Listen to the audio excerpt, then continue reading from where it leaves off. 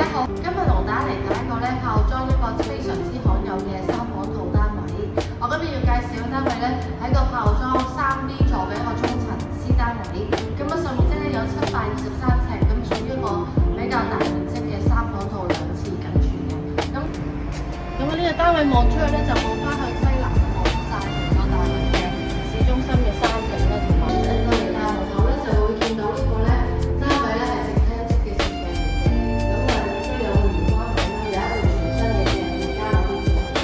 咁另外呢邊係廚房嚟嘅，喺個客廳區域嘅位置放到4個人嘅餐台簿。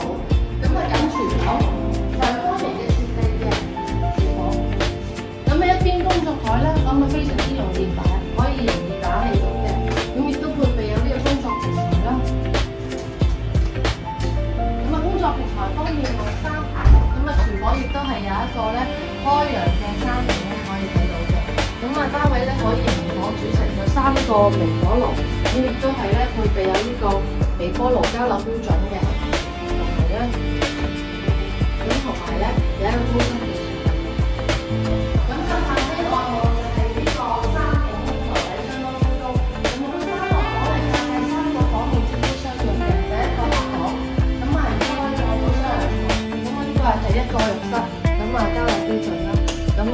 非常之標準化嘅一個炮裝嘅一個交流標準嘅加上所有房間一致，佢都係望翻向西南嘅方向嘅山景嚟嘅。我最後睇埋呢個係主人套房，先睇浴室。